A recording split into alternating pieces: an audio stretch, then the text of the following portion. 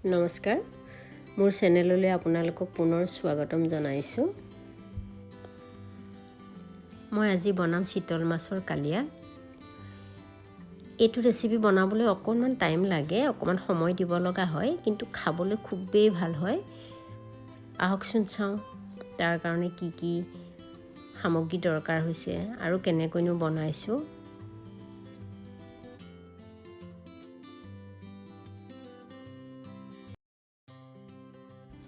মই মাছৰ কালিয়া বনাবৰ কাৰণে 5 পিচ চিতল মাছ লৈছোঁ। এই মাছখিনিত মই নিমখ আৰু হালধি ভালদৰে সানি ল'ম।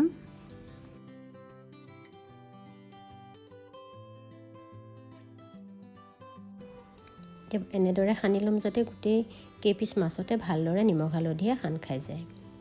এতিয়া মই কেৰাহীত পেনত তেল দিলোঁ, দি তাতে মাছ কেইপিচ ভাজি ল'ম। মাছ ভাজিবতো সকলোৱে জানে, তথাপিতো দেখাইছোঁ।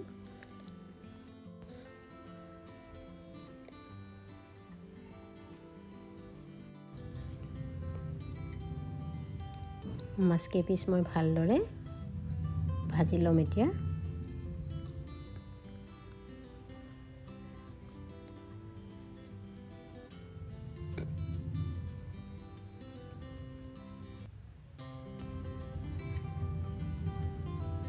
এয়া মোৰ মাছ ভজা হৈ গৈছে এইকেইপিচ, আৰু বাকী কেইপিচো মই তেনেকৈ ভাজি লৈছোঁ। এয়া মাছ কেইপিচ ভজা হৈ গ'ল। এতিয়া মই বেলেগ এটা পেনত এয়া তেল দিছোঁ। তেলখিনি গৰম হ'লত মই তাতে 2টা তেজপাত দিলোঁ, 2টা শুকান জলকীয়া দিছোঁ, আৰু এয়া গোটা গৰম মছলা, লং, দালচেনি আৰু ইলাইচি দিছোঁ। এইখিনি অকণমান তেলতে ভাজি তাতে এতিয়া মই পিচি লোৱা পিঁয়াজখিনি দি দিছোঁ। এয়া পিঁয়াজৰ পেষ্ট দি দিলোঁ।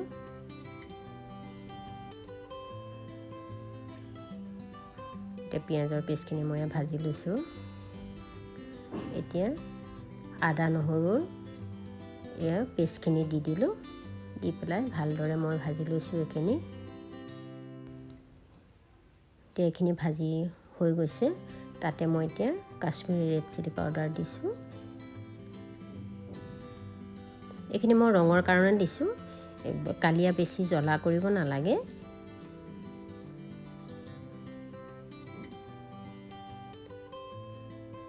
আৰু তাতে এয়া পিচি লোৱা বিলাহীখিনি দি দিছোঁ। বিলাহী বাটি লৈছিলোঁ মই, এইখিনি মই দি দিছোঁ। এইখিনি ভালদৰে ভাজি ল'ম এতিয়া। তাতে হালধি দিলোঁ, এয়া জিৰা পাউডাৰ, ধনিয়া পাউডাৰ দিলোঁ, আৰু এয়া নিমখ দিলোঁ। নিমখ দি ভালদৰে গোটেই মছলাখিনি এতিয়া ভাজি ল'ম।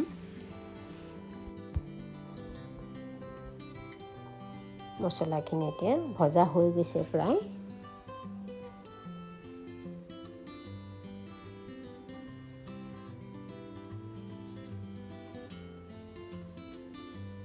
এতিয়া তাতে কাজু বাটি লৈছিলোঁ মই, এইটো 2 টেবুল স্পুন মই ইয়াতে কাজু বাটি লৈছিলোঁ, এয়া দি দিছোঁ।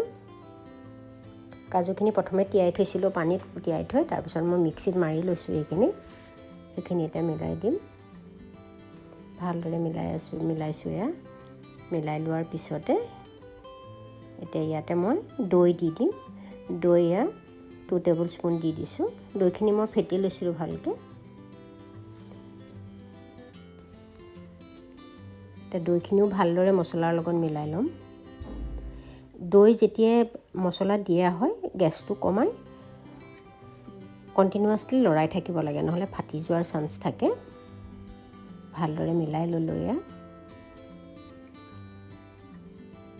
এতিয়া তেল মছলাৰ পৰা বেলেগ হৈ গৈছে, ছেপাৰেট হৈ গৈছে, বেলেগকৈ দেখা গৈছে। তাৰমানে আমাৰ মছলাখিনি ভজা হৈ গৈছে। এতিয়া সেয়া তেলটো বেলেগকৈ দেখা গৈছে। এতিয়া মই ইয়াতে অকণমান পানী দি আকৌ মছলাখিনি মই অকণমান পানীত আকৌ ভাজি লৈছোঁ এয়া।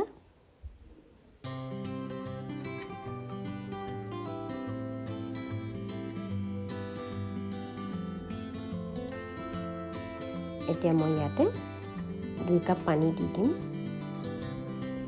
2 কাপ পানী মিলাই দিছোঁ।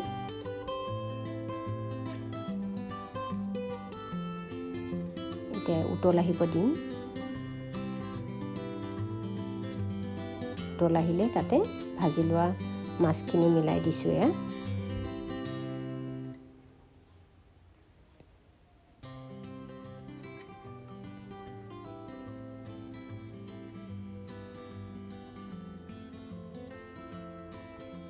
এতিয়া ঢাকনখন দি দিলোঁ। ঢাকনখন দি 2-3 মিনিটমান উতলিবলৈ দিব লাগে, গেছটো মিডিয়ামত ৰাখি। এয়া মাছখিনি সিজিয়ে গৈছে। এতিয়া মই অলপমান আকৌ লুটিয়াই দিম। মাছখিনি লুটিয়াই দিলে ভালদৰে 2 পিঠি ভালদৰে সিজিব। এতিয়া অকণমান চেনি দিম, এইটো অপশ্যনেল হয়, দিবও পাৰে নিদিবও পাৰে। এতিয়া ঢাকনখন দি আকৌ 5-7 মিনিটমান সিজিবলৈ দিলোঁ। তাতে গোটা জলকীয়া মই দি দিছোঁ ফালি। ভাঙি দিব নালাগে, নহ'লে বেছি জ্বলা হৈ যাব। তাতে মই গৰম মছলা দিলোঁ। এয়া মোৰ মাছ ৰেডি হৈ গৈছে, মাছৰ কালিয়া। যদি মোৰ ৰেচিপিটো ভাল লাগিছে তেন্তে নিশ্চয় এটা লাইক কৰিব আৰু মোৰ চেনেলটোক ছাবস্ক্ৰাইব কৰি ৰাখিব। আৰু মোৰ ভিডিঅ'টো চোৱাৰ কাৰণে আপোনালোকক বহুত বহুত ধন্যবাদ।